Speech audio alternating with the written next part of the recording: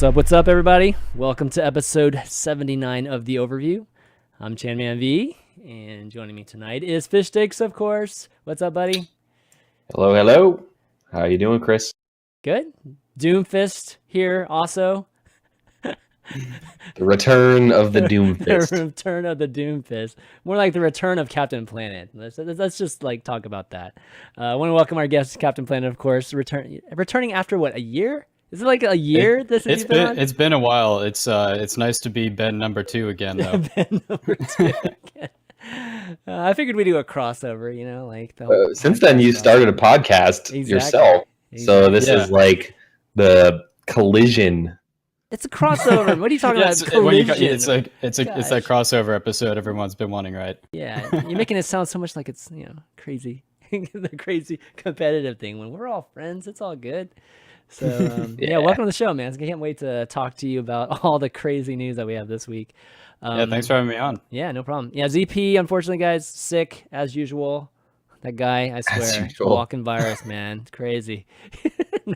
No, he's it's funny because I can remember I commentated Overwatch Open. That was kind of like the last thing I commentated, like big thing, way back.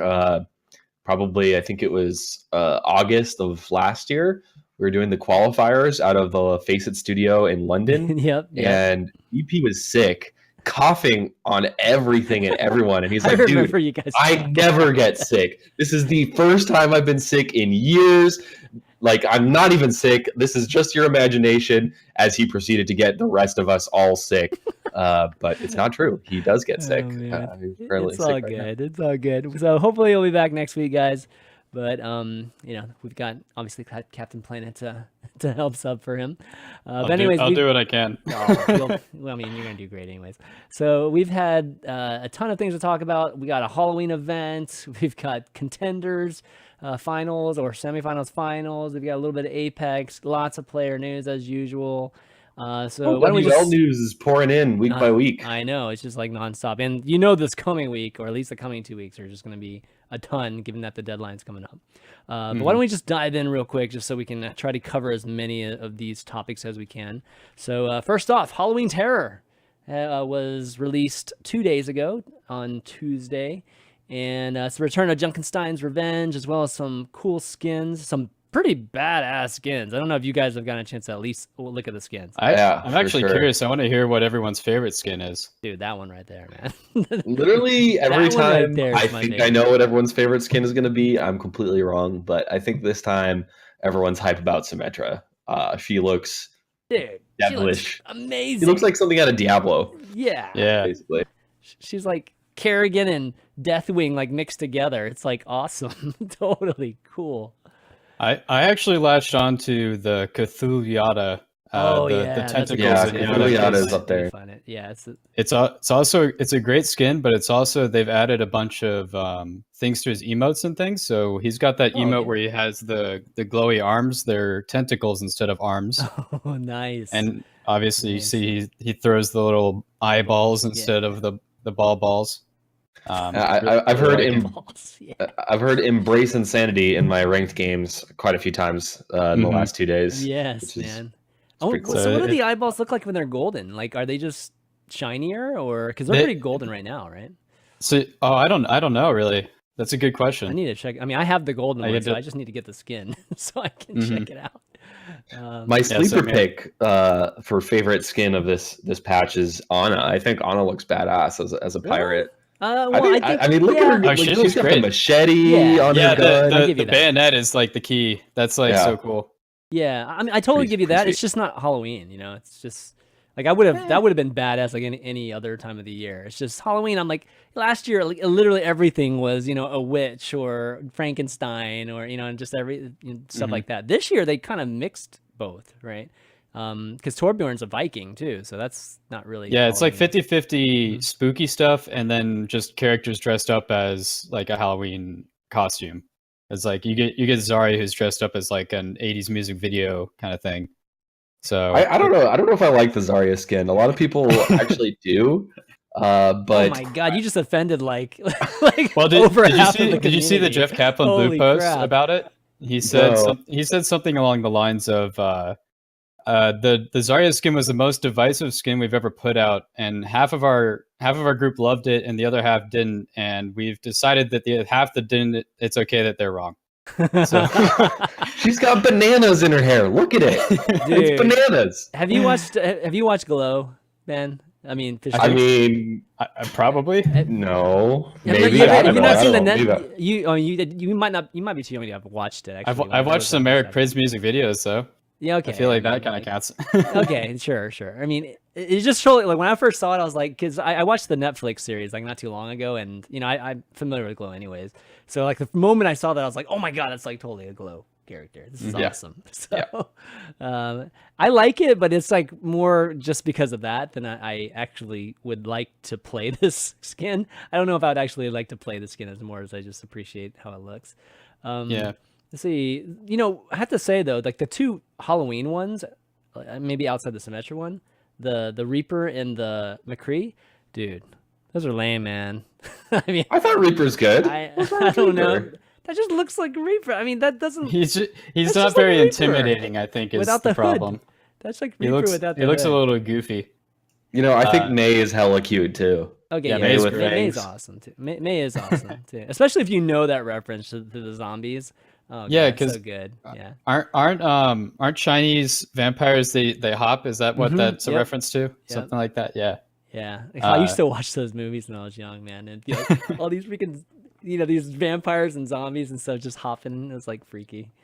And I know at least IDDQD, McCree main extraordinaire, does like the McCree skin, so it at least has his stamp of approval. Look at this guy. That looks like McCree's normal. It's subtle. One is boring. Maybe the gun model looks better if you're going from first person view. I haven't gotten the skin yet, so I'm not sure. Because ultimately, you're just going to be seeing the gun most of the time, right? So.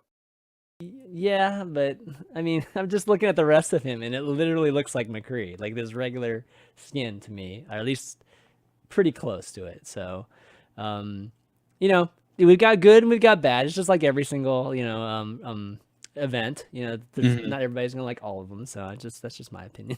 I do love the other ones though. This one, gotta get this one. Gosh, I think Kiki got this on her first loot box too. I'd love to have it, but you're still not gonna make me play Symmetra, even if the skin's that cool. Look, first point, I can vault defense. I will always play Symmetra. It's just too good there. Okay, real quick, Junkins Revenge. You guys, do I have to even ask? Like, if you guys played it?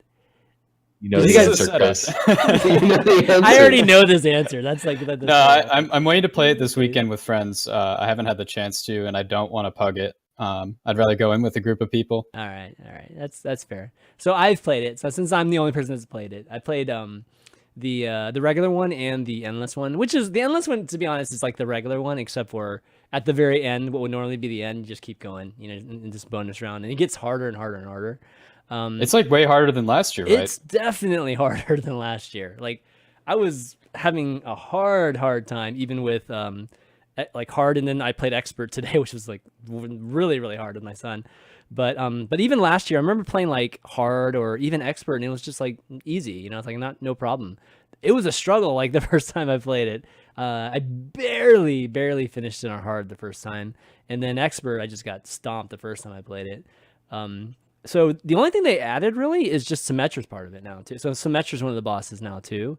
But I think just overall, like, it's just harder. Like Roadhog, I feel like has twice as many hit points as it used to have.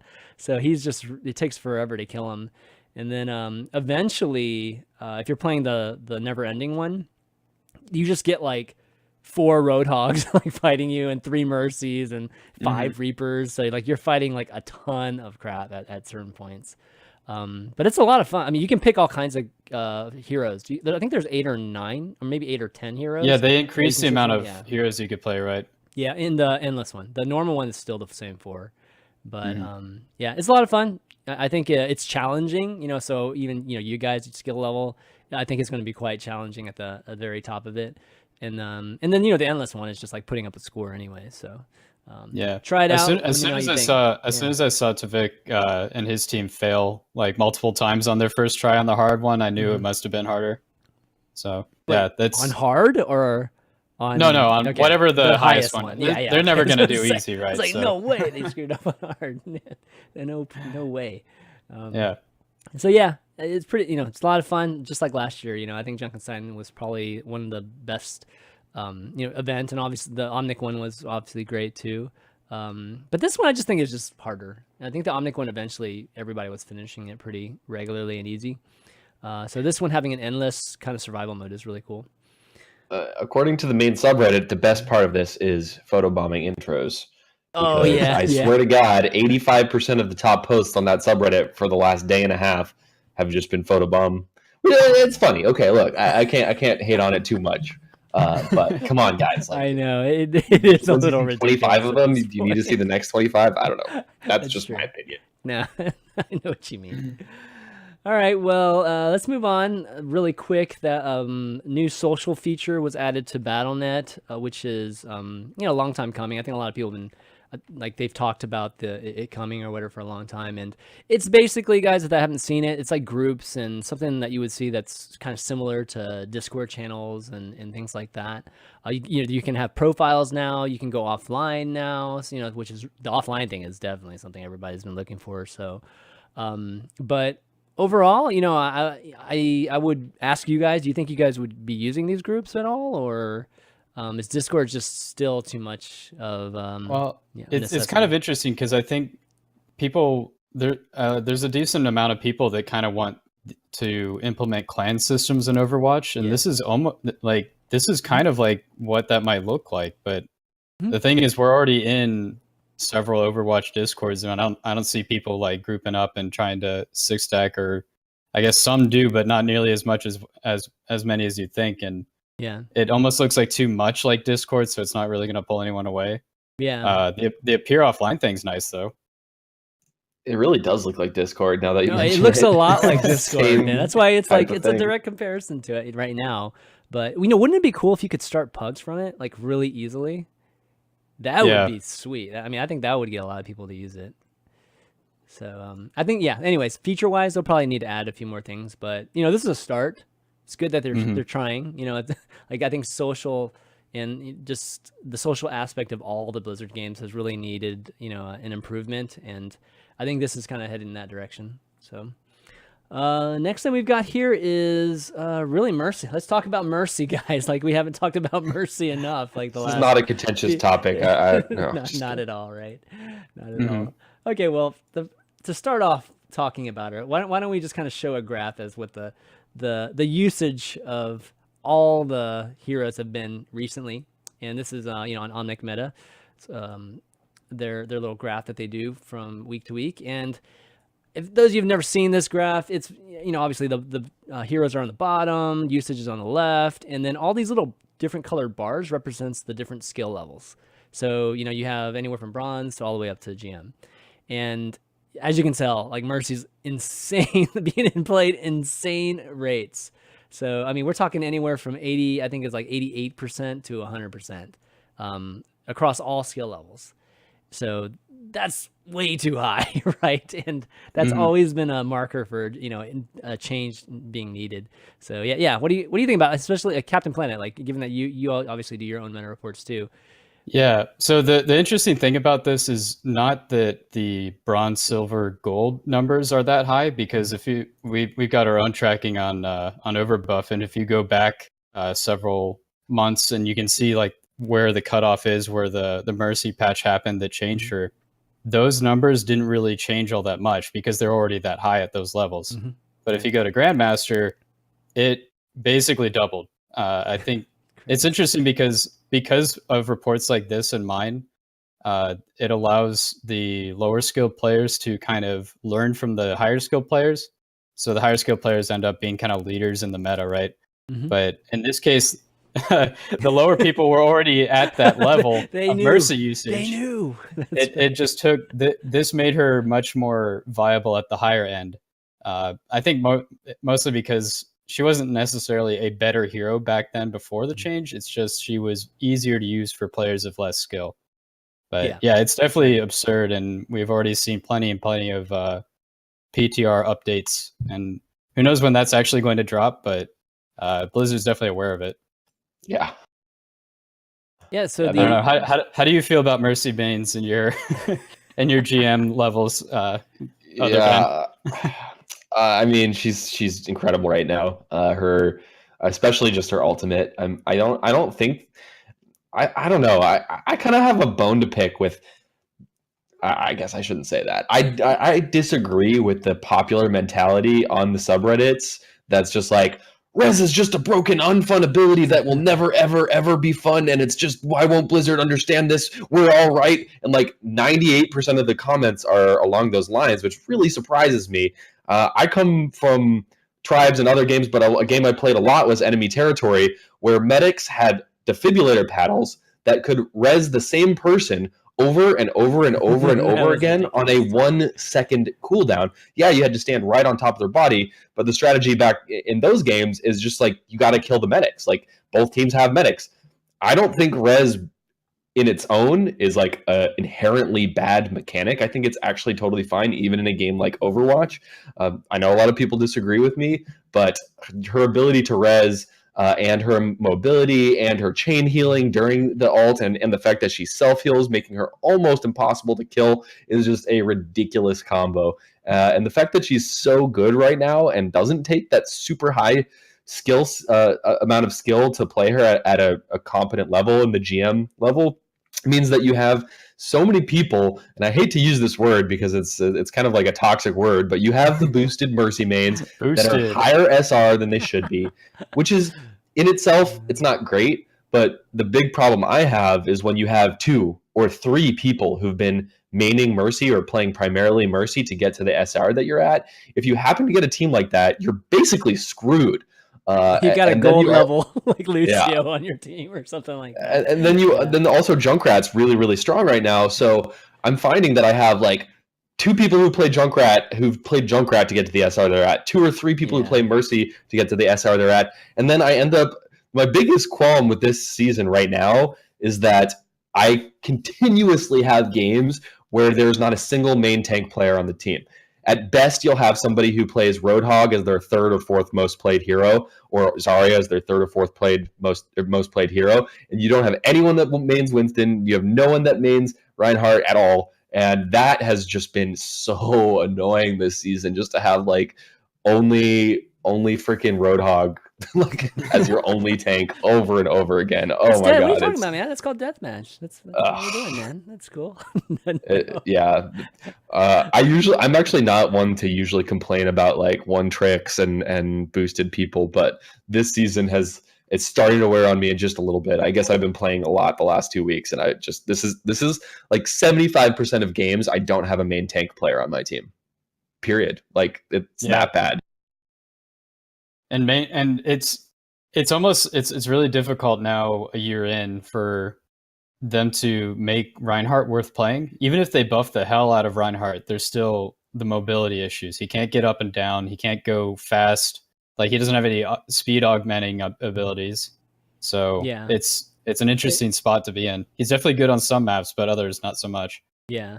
I mean, but getting to Fishstix' point, it's just a fundamental issue right now with matchmaking, and I didn't really want to spend like a ton of time. Like, we can move on. That's my piece. We will definitely talk about this next week. I promise you guys. But there is a fundamental issue with matchmaking right now that is causing, we're seeing this type of thing with Mercy, and it's just making it like the worst possible. And with Junkrat too, like you said.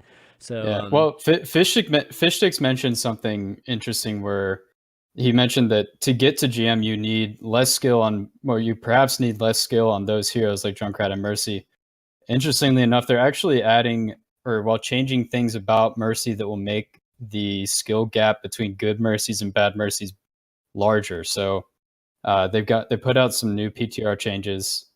Okay, what are those? I mean, I think I have a post here from at least Jeff that talks about from Jeff Goodman. Mm-hmm. Yeah, that's what's up. So one of the big things that I want to focus on is they're changing the cooldown on the res during the ultimate. And so it's not like instead of reducing the cooldown to 10 seconds, you get like 1 extra charge of res.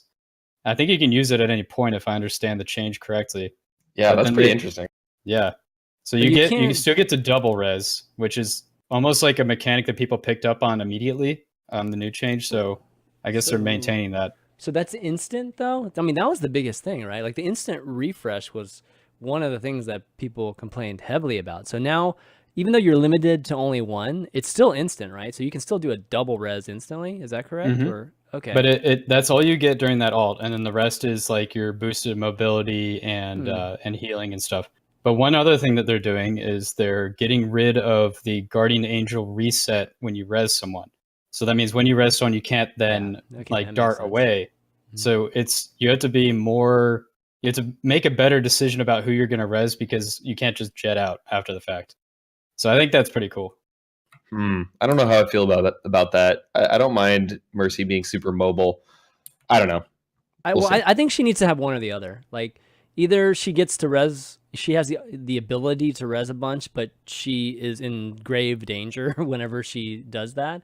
Or, her mobility is good and her res is nerfed down. So I think this is somewhere in between there, which, they can obviously testing it out, seeing if it's going to work, but I still think she's too good. I think it's still good. She's still going to be super powerful. Like if she can, I think just double res like right off the bat. So I don't think so. I don't think she's crazy. I mean, she's very, very strong. Like, and she's probably definitely 100% OP right now. But bringing her res ability down to 2 from using her ult from 3 already is a big change. Like in my opinion, if you did that change, that the change that they did to res cooldowns and made it so she no longer regens health, that might have been enough alone. I don't know why I can't talk right now, but yeah. No, it very well could be. I mean, I think that I think it's really hard. Like you were saying that res as a feature is a tough thing to have. Like you disagreed with the community. I'm somewhere in between. I think that it's definitely something good to have in the game, but at the same time, it's very difficult to design properly.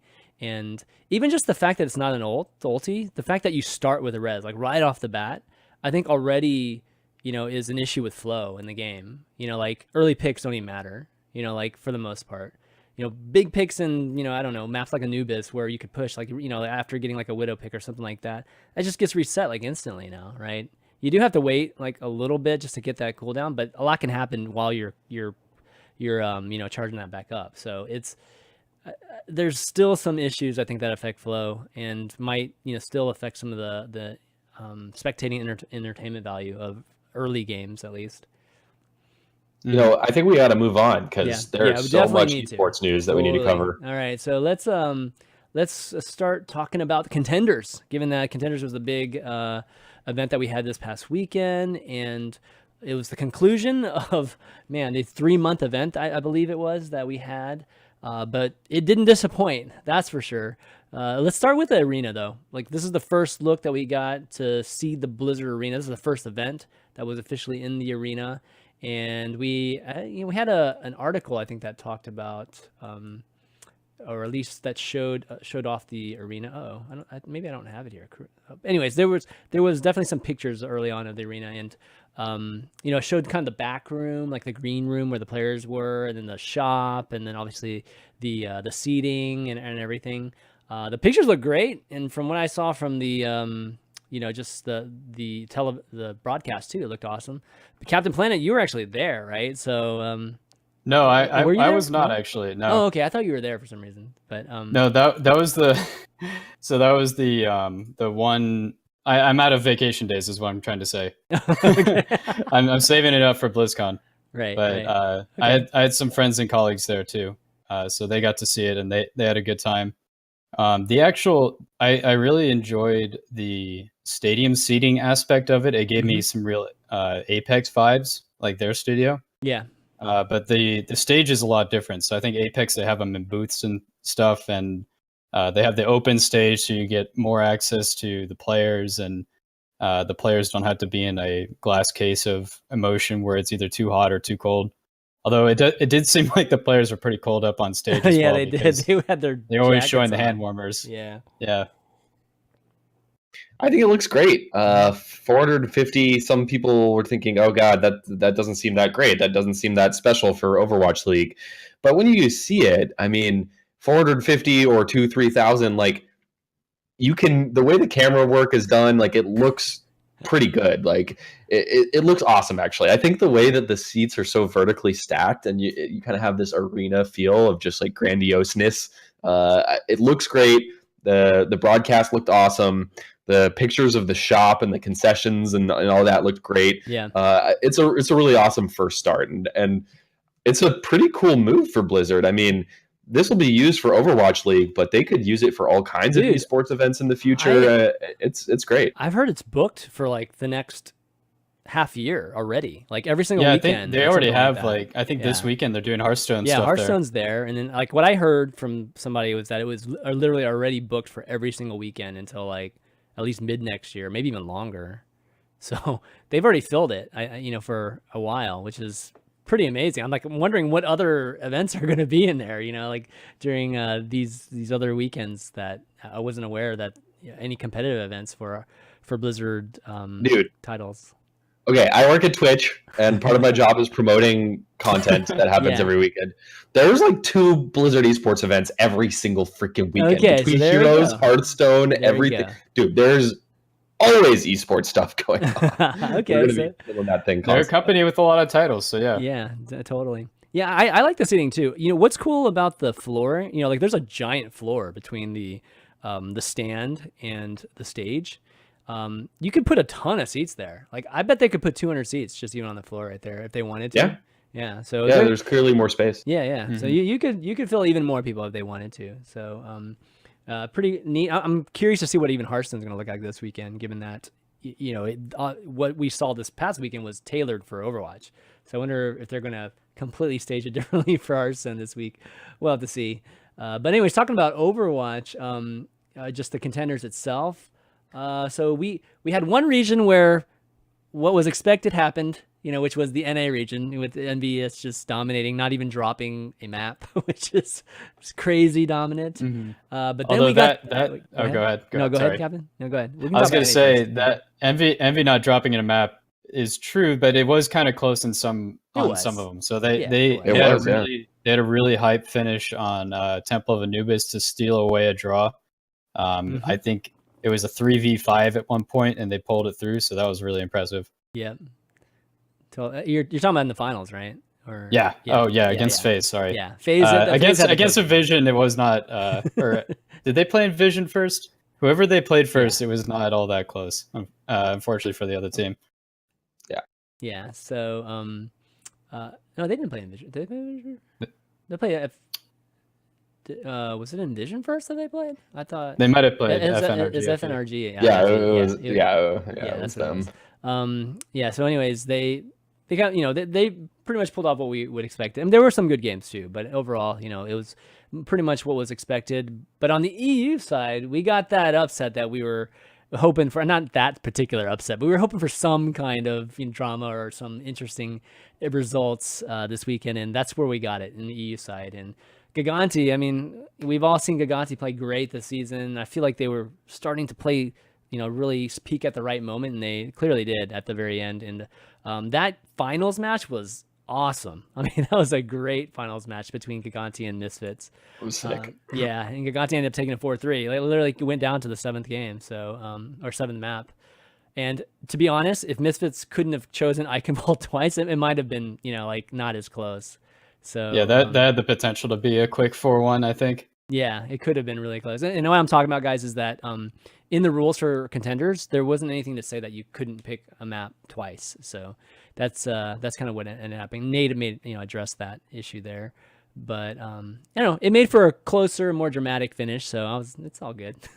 That second, was super tight too. Interestingly, in that best of 7, only 5 different maps were played. So they had Eichenwald and Temple of Anubis twice. Oh, Anubis was twice too. I didn't even realize that. Yeah, so both teams kind of, but overall, I think that Giganttic kind of showed obviously that they have players that deserve to be in Overwatch League too, and Oh my god, Linkser played disgustingly well, and Zappis too. Shaz had awesome moments too. So I've had a lot of pros tell me after the fact that they think that Shaz and Big Goose combo, like they were saying, Big Goose is the most annoying Lucio to play against. So I think wow, okay, picking them up was really key for them. Mm-hmm. Yeah, absolutely. No, I think there's two very clear, in my opinion, storylines here. First is Giganttic is an incredibly well-rounded team. We can talk, and I will talk about how well Linkser played in that match, but it was the supports. We've always known how good Fraggy and how aggressive Fraggy can be, at one of the most aggressive tanks in the game.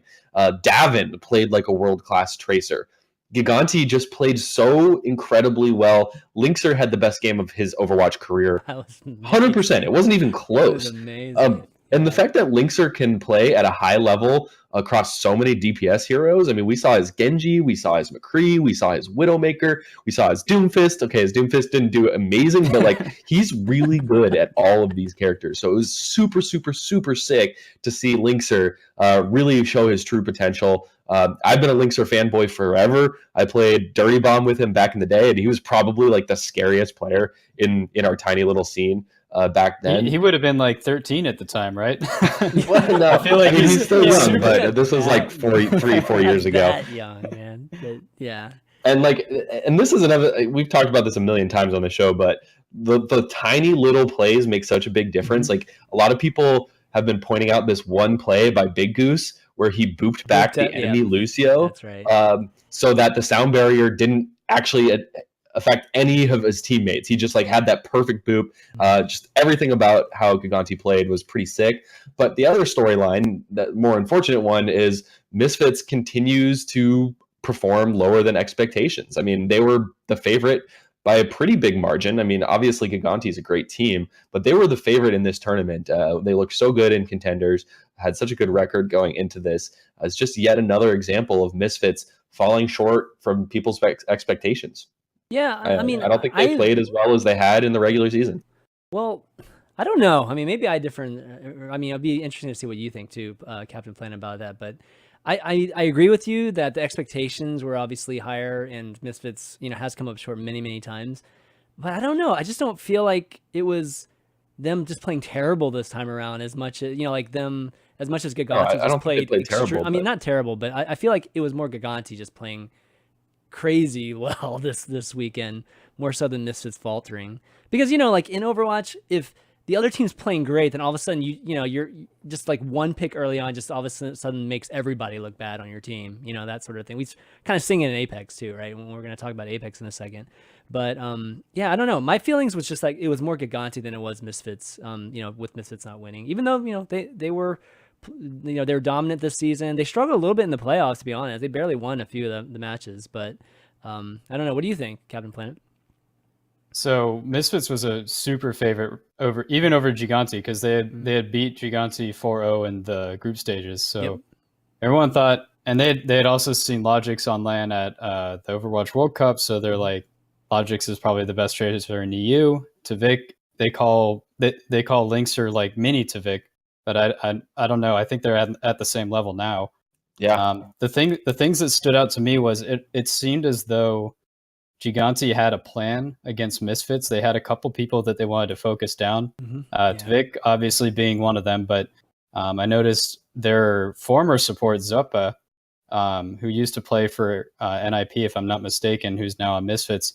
There were many times that there were some very crucial picks on him that led to Giganttic winning. So on one of the Temple of Anubis matches, they picked him off after picking off Tvik, so you could see their focus there. It prevented an EMP. It allowed Giganttic to move in, and they ended up taking the point. And then there was another case on Route 66 where I think they picked him up. They picked him off first in a fight, and then picked him off on the way coming back from spawn. So essentially, Misfits on attack was without their flex support for like a fight and a half. So there was a lot of work that they were doing to disrupt Misfits' flow. And Davin just like straight up outplayed Logix too, so that helped. Yeah. definitely. So yeah, it was a combination of the two. Again, I think Misfits, was expected to win, but in the end, I mean, Giganttic just showed that they're, at the very least on the same level as Misfits. Which kind of brings us. Actually, one thing I did forget to talk about in terms of Envious, kind of going back to that, just NA, is that the Seagull reveal was pretty epic when they, had the teams kind of walk out and stuff. So, a lot of people obviously, wanted to see Brandon play, or wanted to see if he was going to actually get a chance to play. So they started with him playing on the first map, and I thought that was like a really cool moment for spectators. But anyways, overall, I would think the other thing I would talk about with just contenders is just I felt like the spectating was like 300% better. I don't know how many 100%, but way better than the entire season. And I don't know, I know they brought like the real team, in, and obviously Jason's there now. But I mean, I could just tell with whether it was just the panning, just the very, very good panning when you're talking about spawning times, and just kind of like getting a sense for just, again, like when the showdowns were kind of like leading in, as well as just not missing moments. They just didn't miss very many moments. They did a really, really good job of catching like the big plays. Yeah, the fact that I wrote an article that was pretty heavy on the plays that made up like strategy and stuff like that, and the fact that I could count the amount of times that Zappis saved Fraggy with a clutch Zarya bubble against a Junkrat tire, or the fact that we even saw that Big Goose play on camera, or that we saw 2 different Linkser rocket reflex. Like those are the things that we would be missing if we didn't have that crew. Yeah. So hype moments are big, and you need that like seasoned veteran observing crew to get them. Yeah, this is the team. This is the team these are the people that they've hired to work on OWL. So can only go up from here. And we keep hearing rumors, including in chat during this show, that there's more and more spectator features coming before World Cup and OWL. So they can only go up. And I'm excited to see it. Yeah, me too. They focused a lot on attack too. Like, a lot of the point of view I felt like was attack. And I felt like, oh, okay, they're just going to like assume this rule the entire time. But then they kind of, would pick like certain moments to like really catch awesome plays. So it's flexible, but you could tell that there are general rules that they're applying to their spectating. That's really, really cool. I noticed one of those rules seemed to be stay on Seagull for a minute after he starts in his first game, but I kind of get that. I kind of get that. 100% legit. Like 100%. Come on, Kevin. No, I mean, we would all make the same decision. Exactly. Yes. We got to give the fans what they want to see, like at least a little bit. So that was cool. Even they spent a lot of time on, I forget which Zenyatta it was. It was like I think it was on Ilios, and it was just like, oh my God. We're actually seeing Zenyatta for like a lot, like on this map, versus just, we used to see like chips every once in a while, trying to get a headshot, but not from the standpoint of like providing a nice view, like for the actual battle. So that was really cool, getting some support POV there. You did a meta review, right? Just in terms of just I did a really quick one. There were only 26 total games played over the weekend, so not a lot to talk about in terms of like aggregate data, but one thing that it seemed like everyone was into was that Sombra play, and it was because we had a lot of 2CP maps being played. I thought one of the more interesting things was actually Gigant's 2CP attack. The attack, they used a single support Reaper comp where they put their flex support Shaz on Reaper, and they brought in just Lucio. And that was when they took out that point. They had 5 ults saved up, and they spread them out over an entire minute worth of fight. Shaz saved the Death Blossom until the very, very end. They had to kill the D.Va like 3 different times before he used it, but that's right. They got that point after that. So I want to see more of these. As much as people hate 2CP, it seems to be the place where the most variation in team comps happens. Yeah, definitely. Yeah. Can we just talk about, even though it's so blatantly obvious, can we just talk about the fact that Seagull finally returned to the competitive scene and just won a tournament in this first game? Like, only Seagull. You could make all kinds of arguments that they would have won anyway, and he contributed a lot. That's obvious from if you watch the games. Like he played really, really, really, really well. But being Seagull is how you get onto the best team. Like it's not just like a coincidence that he happened to get onto the best team. Like no, like this is by design. How good do you think Brandon feels? I mean, I couldn't really catch it exactly on cam sometimes, but I mean, it's one of those things where, like they'd be showing him and, he'd be doing his thing and then, he'd get killed or whatever. But then you have like every one of your teammates are fucking studs. You know what I mean? So they're just doing what they're supposed to do. And then it's like, yeah, even if you die, it's okay because like, everybody else is still doing what they're supposed to be doing. And, it's not the end of the world. Where in the past, I feel like, at some of the other teams that he's been on, if he dies, it's like, that's it. Like it was just it was pretty much GG, at least for that battle. So, I mean, I'm sure he's having a really good time right now, just playing on the, a team that has the capabilities of Envious.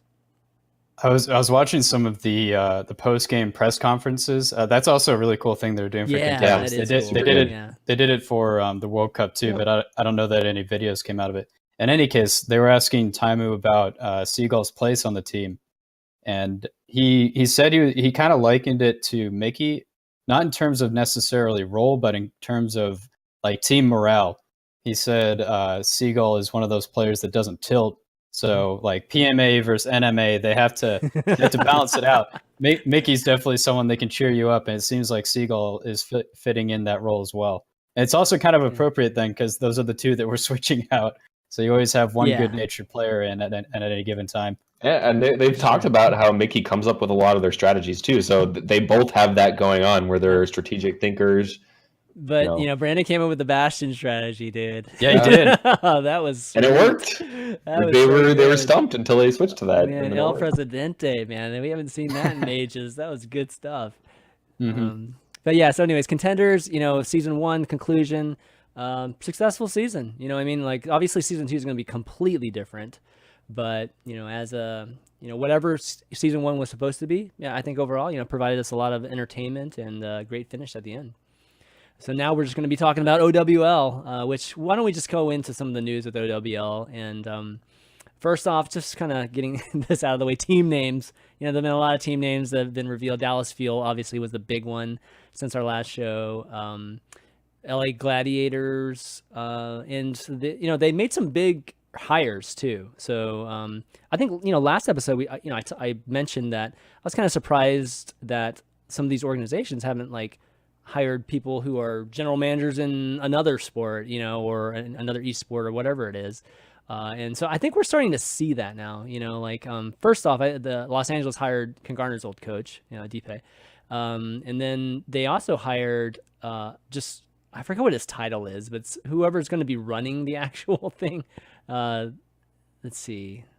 I thought that the second LA team, they're linked to Phoenix One in some way. That's right. I know that's like a league team, but I don't follow League of Legends, so Phoenix One is I mean, it's an organization, right? So I know Phoenix One actually even does some things in Hearthstone because I think Strife Crow plays for them. So they're just, I think generally an esports team. So they're already, they already have their own structure there and it's already in place. So they just basically hired them. I think they come over here and run the Overwatch League too. So I know that, so the LA team definitely hired them. There was another team too that made a big hire. Just also the Immortals group, right? Ended up hiring Ari Siegel and just to be the new president and COO. I mean, that's definitely huge. Yeah, they took him from an NHL team, I believe. Yeah. So he's coming from a different sport, and clearly, this is the kind of thing I was thinking. Like, why don't we get some of these guys to actually come and run these organizations? So I think this is just the start. Hopefully, some of our endemic folks that are, going to be obviously holding these positions will get a chance to get enough experience and be able to still be in the mix for these type of management positions. But I wouldn't be surprised if this continues. Start seeing some more traditional sports management come in here. It's like a balance between people that know the scene and people that have experience doing the actual job title kind of thing. I can see people coming from the sports industry, like the mainstream sports industry, from the business perspective. But when it comes to GMing the team and picking players and working with like esports players, I think we're going to see mostly endemic people, for sure. At least for the first year or two, probably. I definitely agree with that. Head coaches obviously have to be within the space, but anyways, getting back to the names, I kind of got skipped over it. So we got Dallas Fuels, LA Gladiators, San Francisco Shock, right? So the Shock thing is really weird. I think someone in my Discord found that and posted it on Reddit. And interestingly, we found a Twitter, and it was private, and it had like the name of John there. And then like not even 30 minutes later, after the Reddit thread was posted, it changed to like point to some local soccer team. So I don't know if someone's trying to cover their tracks, or maybe I got too much tinfoil on my head, but it was just a very coincidental name change. I guess we'll find out really, really soon. But we got like 2 weeks. Yeah, right? 2 weeks. So I think we'll find out all of them by then. But not too I have to admit, not too impressed yet by any of the names. But I have to admit, and Chris knows, when I first heard Dallas Fuel and saw the logo, I'm like, that is incredibly uninspiring. That logo inspires absolutely no emotion in me whatsoever. Fuel, it's an oil magnate. This is ridiculous. A week later, I feel completely cool, right? different about it. I can't explain it. Much cool. So those you like, I really can't explain it. I mean, just the word fuel in a vacuum is a fun word. I don't know why. It just is. I still think the word fuels. I mean, I think they've done a good job with like this, like the logo and like what is this? This is awesome, right? Maybe it's just seeing it in like the animated motion graph. I don't know what it is, but I like it 10 times more today than I did a week ago. I agree too. It's growing on me too, but they also did that. Wow. They did that hashtag contest to pick the hashtag. Yeah, and they actually came up with a good really hashtag. It was. Fits with their logo, fits with their team colors, fits with the whole theme. It's great. They're just on the ball, man. Dallas clearly is off to a great start, and I wouldn't be surprised they are going to be set up to do very, very well in the first season too. Interestingly, we've had, if I'm not mistaken, we've had one announcement of a logo on every Thursday for the past 2 weeks. So is that true? Does two make a pattern? I'm not sure, but keep your eyes out, I guess, later tonight. We might get another one. Exactly. Speaking of these teams, there was mention that I mean, not just mentioned, they showed it in this PC Gamers article that we're going to actually see skins too associated with these teams. And that Dallas Field Genji, I'm all about it. Pretty nice. So are we going to be able to get these skins, or is this like only like their players are going to be playing with these skins in game? Like I wasn't clear on that. I swear to God, Blizzard, swear. There's got to be a bunch of different ways that they can monetize this, right? So you can either earn the skin by watching esports streams, or perhaps you buy a Dallas Field jersey with Seagull's name on the back, get a free virtual skin. I'd be all about it. Okay, so this is totally about selling it to us. Okay, I see it now. Kind of affiliate. Okay, yeah, that's awesome. It's about time, right, Ben? I mean, we've been talking about this forever. This is how OWL makes monetary sense. Digital merchandising is a huge potential revenue source for every team and every player. And if they don't do it, I will be so shocked, because it's just free fruit, man. The biggest no-brainer in the world. Easy money, yeah, totally. You can make infinite copies of it. You just have to pay a really good artist to make it in the first place. There's a million artists that would be like jump at the opportunity to do it too. And it does bear mentioning that I believe the entire league, it might be on a per team basis, but I think it's the entire league splits the revenue on those cosmetic sales. Yeah, well, that's it's cool. like part of the bargaining agreement or whatever you want to call it. Yeah, so if there's one that's just like super good, then they don't, obviously have a monetary advantage in any way, right? So, okay, well, anyways, let's get to some more, more speculations and stuff. Yeah, more we gotta go rapid fire. Yeah, let's go. Actually, first off, Rogue disbanding. I mean, obviously, that's like big topic, sad for the community, I think, generally, just because Rogue's been the most, like one of the biggest brands, I would say, in Overwatch since the beginning.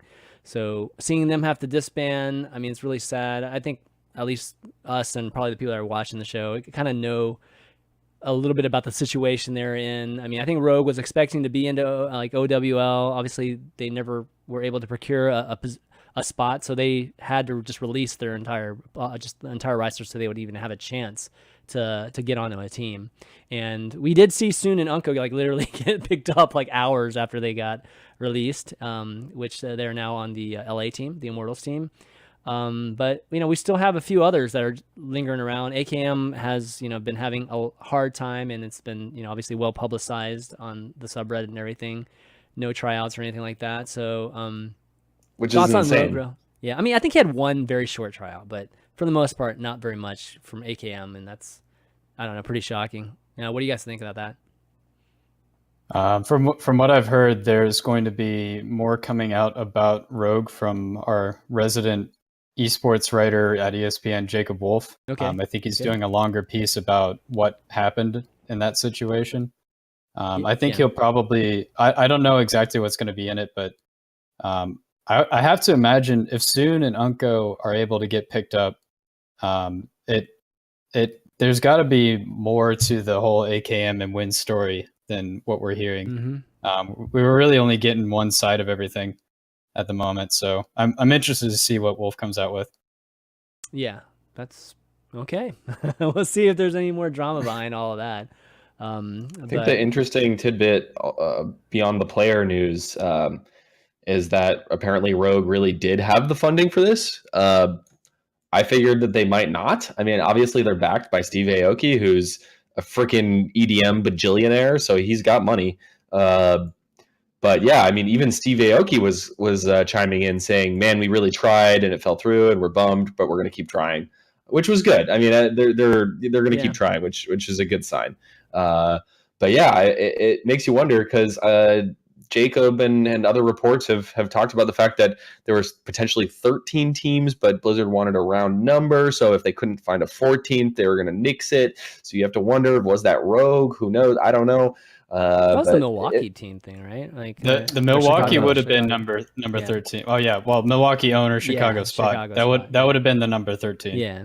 So and something else is going on. Yeah, I don't. It's both surprising and unsurprising that Rogue had it because Aoki's only worth like 70 million, I think. But I think they were allowing these endemics to pay not all of it up front. I think Envious is even doing this where they're paying it in installments, so that would kind of be how they would have the money for it.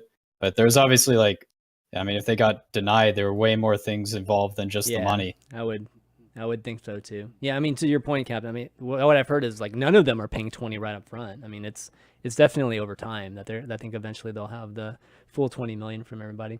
Yeah, so we'll have to see. I mean, that'd be cool if Jacob comes up with something that maybe explains it, because there's definitely something more going on that we don't know. Another thing too is maybe some leaks or not, but Buds was I think he was on Twitch chat, or was he on the Discord? I can't remember what it was. I think it was Twitch chat. He was in somebody else's Twitch chat. Somebody's Twitch chat, and basically is saying that Optic is FNRGFE minus him, with Mendo sub, basically in place of him. So I don't know. Anything to this, guys? What do you think? I don't know if I believe this at all, but it's funny because we were commending the Overwatch League, the prospective Overwatch League players, for not leaking rosters so much, and then all of a sudden it's become totally cool to leak XQC, in Twitch chat. Exactly. Like XQC is just leaking something every other day. Crazy, like now there's just leaks left and right and center just for the lulz. This one, I don't believe it because I don't think that's a team that can win in OWL. And I think Flame, I don't know. I don't believe that one, but I guess most leaks end up being true, right? I mean, it could be. I think the reason we're seeing, right? I mean, I think the reason we're seeing all these leaks is all these players thought they might have been getting a spot up until recently. So now they're out, there's nothing to lose, really. Yeah, they're kind of pissed, just like whatever, right? I wouldn't doubt. I mean, they've already got 2 out of the 6, right? So, allegedly. Yeah, that's not even confirmed, right? I guess allegedly. But I wouldn't be surprised if at least like there's 12-man rosters, right? You can put 6 of them on there, and then another 6 are a whole different group of people, and you mix and match them. So I guess we won't know until it's officially released. So I guess no point in speculating too much more about that. Cloud9 releases their NA team. So end of an era. Yeah, and I mean a lot of the Cloud9 folks were just like on pins and needles, after especially the Kungdu purchase, and unfortunately I think most of them got released. So Adam, Rolf, we saw them LFTing it earlier this week. From what I've heard from those guys, as if they don't get an Overwatch League tryout, and it's a little late in the game right now, but they're definitely of the level. They're pretty focused on grinding contenders too, and hoping for some turnover. Okay. So it will not be the last we see of Rolf and Adam by any means. Yeah, if guys like Surefour and Adam aren't on OWL teams, what the hell is happening? This is a bizarre. There's a lot of good players, man. I don't know. This is just weird if they don't make it onto a team. I mean, we just talked about Giganttic, and I mean, I think a lot of those guys won't be on. Some of them will probably, but there's probably a lot of those guys that won't be on teams. And I mean, we could probably talk about GC Busan too. I don't think a lot of those players are necessarily going to be on teams, at least this first season. So there's a lot of good players out there, Ben. I mean, we still need to make that list of all the. Oh, I have that list. Okay, we got to make that list. Shoot, we should have had Captain. Yeah, people were trying. An awesome list. Yeah. Yeah, so people were looking through. Apparently, Mickey. So this is more free agent stuff. Mickey dropped some hints about Envy's next player. Oh yeah, this too. Yeah, so he said it was. Oh, keep going. Was it the Nox thing or what? Nox is one of the people that people think it is. I know who it is. I'm not going to say who it is, but in any case, okay. So what Mickey said is it's a player that has been to Apex, but is not from any of the countries that anyone on Envious is from. Sorry, that came out weird, but basically it's someone who's been to Apex but isn't from the US, from Thailand, from Spain, Finland, Sweden, or that's all of them, right? Canada. Effect is or Korean, so we know. Okay, it's not or Korean, I guess. So we ruled out. Yeah. Oh, sorry. Yeah, that is kind of important. Yeah, that's what I mean. Okay, so it's not Korean, so it has to be. So a lot of people have locked on to Nox because they don't have a French player on Envious, but there's a lot of other other options. There's a whole someone made country that. Yeah, they could bring on a Chinese player. Yeah. They could bring on like AKTM boys. No, that's the Japanese player. They could bring on like a Dutch player or Norway. I don't know how those Scandinavian countries work, but okay. Well, there's a lot of options. They still have a lot of spots, right? They still have like 3. They have spots? 8. Or they have 7 players. Oh, okay. So they have 5. Yeah. After this, I think Kai said they want to end up at 8 or 9. Oh, okay. So definitely 8, maybe 9. Okay. Let's see. Another bit of news. Immortals released hyped. I think a lot of people saw this coming, but it makes me sad. Yeah, it is sad. Given that hype, was there from the beginning. Like it was there even before they were Immortals too. So, having him not be able to participate with pretty much the new team. I mean, a lot of the old members are gone already, but would have liked to have seen him get a chance to participate in it. I don't know what he's going to do. Like, have you heard anything from Hyped? Like, I haven't gotten a chance to reach out to him to see like what he's going to do next. I haven't. He's one of those guys that has been around esports and competitive gaming and for such a really long time. He was in the same like competitive WoW guild as Kriparian and Rekful and all those guys. He played Hearthstone for a long time too. I'm sure he'll land on his feet either as a competitor or as like management or coach. He could definitely pivot. Yeah, smart guy. So I'm not too worried about him. I'm just more curious if he's gonna stick at it with Overwatch or do something different. Okay, man, we're cruising through this. You still got time, or you got to go, CaptainPlanet? No, I got a jet. I got gymnastics practice. You get gymnastics practice. I didn't know you did gymnastics. At 9? It's like Genji, man. He's a real life Genji. Late night adult gymnastics, my friend. This is awesome. All right, man. So why don't we let Captain go here, and then we'll continue on with just a few more topics that we have. But appreciate you being here, man. We got to have you on here more often. Do some crossovers, some more crossovers. And you guys have seen his posts on Reddit. You guys have seen his meta reports. So if you haven't connected the face to the name yet, this is the guy who puts in I don't even know how many hours those take you every week. It's got to be like 5 to 10 every week. And he it's works, some busy weekends. Yeah. I'm also that guy. If you saw the crazy person with the American flag at Overwatch World Cup, that was me. That was totally So, yes. I'll probably break it out again at BlizzCon. Yeah, totally. You want to do some shout outs before you go? Any? Sure. You should read my stuff on overbuff.com. We have all those competitive stats. You can track your progress and all that. I also have my own podcast, Around the Watch. We record in Discord live, so we don't do the video stuff, so we stay out of Chris's I way. appreciate that, man. And then you can also follow that on SoundCloud, iTunes, Google Play, Around the Watch. This weekend we'll be having Linkser and Davin and Big Goose. So Ooh, that should be a lot of fun. Yeah, we're really excited to have them. But thanks for having me on, Chris. Yeah, no problem. All right, take care, man. Bye-bye. Yay. All right, then let's. Oh man, I'm gonna have to fix this. Hold on, give me a second. In the meantime, so we touched on the NV8th man. A lot of people think it might be Nox because Coco is a good Winston, like he's a very good Winston, but he's not like a full-on Winston main where Nox played that exclusively almost for Rogue for a long time. And Nox also is a very, very good Lucio, so I wonder if he will fit. But the other side of that rumor is that they've been trying out flex support, so that makes you think Custa. I don't know. Oh, really? I don't know. Yeah, people have been saying, like, I don't know. It's just I just see Reddit comments and people in chat. But the other rumor is that they've been trying flex. There's a lot of overlap with. There's more overlap with Custa than I would say like a Nox though. Like Custa. I agree because Chips is like is a godly flex support. But what if Chips gets sick or I don't know, whatever. Yeah, I feel like they're not going to have. Like go for a redundancy. Like if they're only going to have 8 or 9 guys, I feel like it's going to purely be unique type of abilities and filling holes, in potential strategic meta, that sort of thing.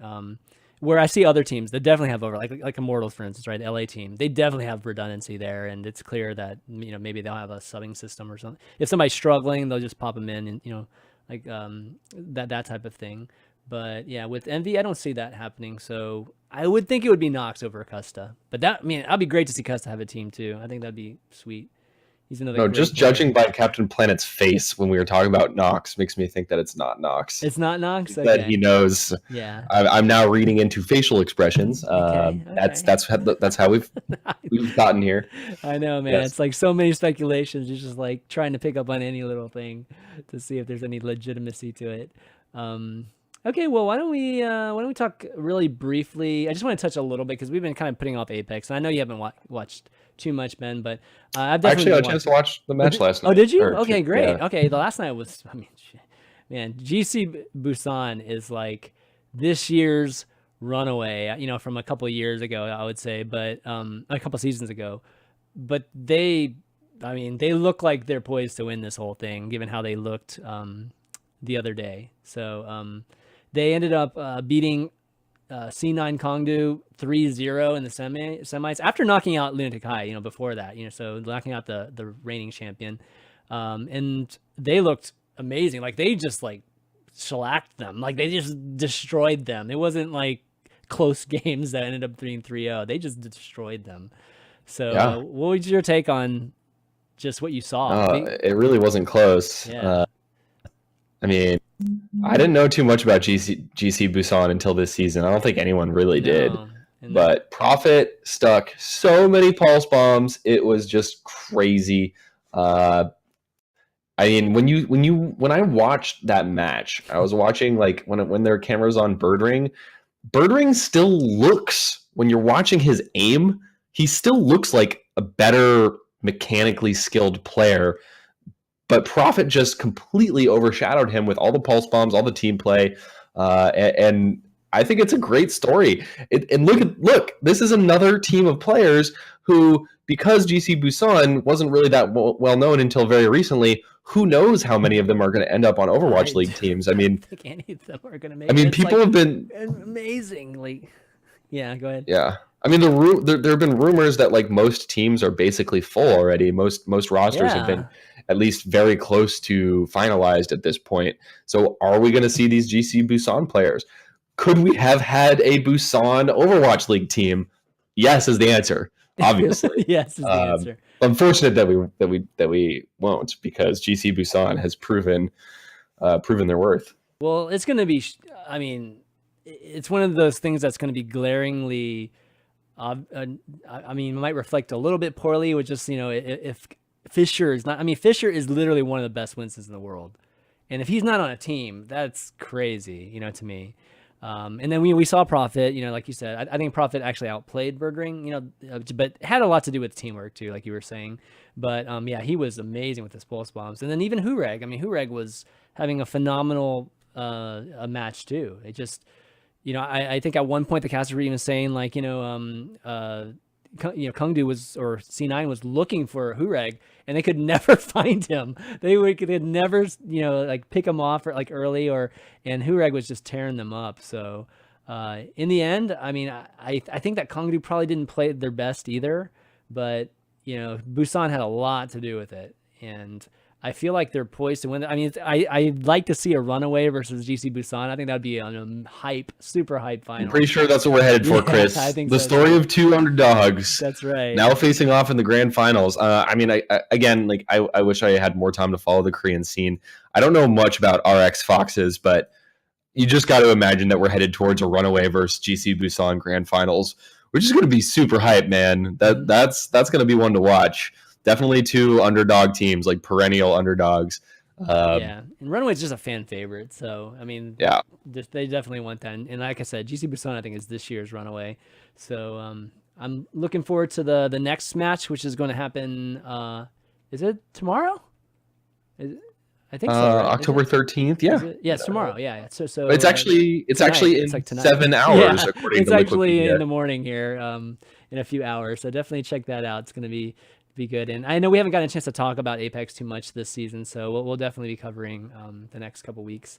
But great matches there. It's always amazing to see, and the Cavs are doing a great job over there too. So let's see, Q&A. So we've got one question here that the Me55 had for us. He says, "Hey, I love the show. Cool question.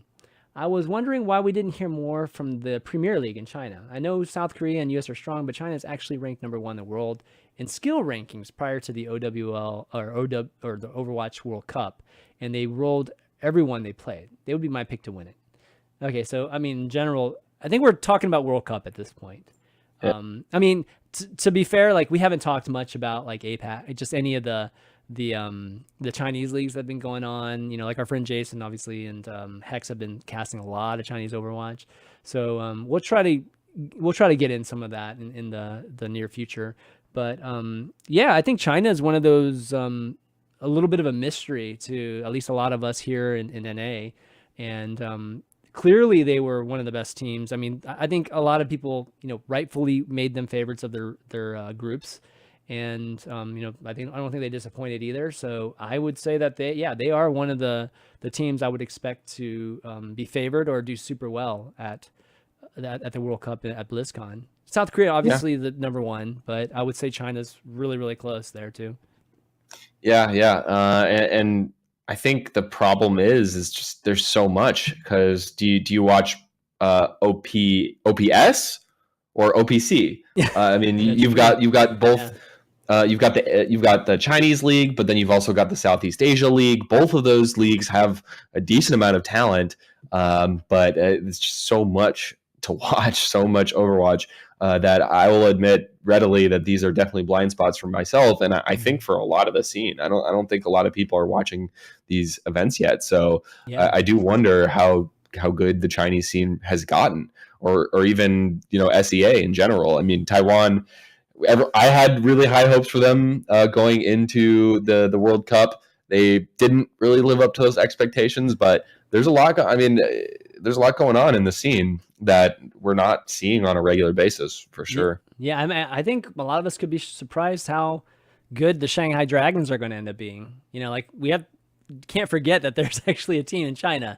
So I expect that team to be probably an all-star Chinese team. I haven't heard of any NA players going over there.